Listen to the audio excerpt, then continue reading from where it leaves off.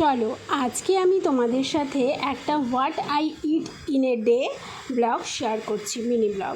প্রথমে ঘুম থেকে উঠে আমি একটু উষ্ণ গরম জল খেয়ে নিয়েছিলাম, যেটা আমি তোমাদের সাথে শেয়ার করতে পারিনি, ভিডিও তুলতে ভুলে গেছি। তারপরে সকালবেলা আমি বানালাম ডিম পাউরুটি, বহুদিন ধরে খেতে ইচ্ছা করছিল জানো তো।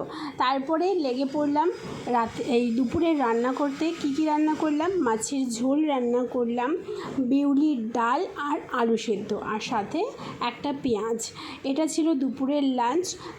পেঁয়াজটা প্রত্যেক দিন অর্ধেক হলেও খাওয়ার চেষ্টা করবে, তাতে কিন্তু আমাদের চুলের হেলথ ভালো থাকে। তারপরে দুপুরে খাওয়া দাওয়ার পরে একটু ঘুম দিলাম। সন্ধেবেলা খেলাম একটা মাত্র সিঙ্গাড়াটা খুব একটা পছন্দ করি না, তবে সন্ধেবেলা একটু ঘুম থেকে ওঠার পরে একটু অল্প অল্প খিদে পায়, সেজন্য খেলাম।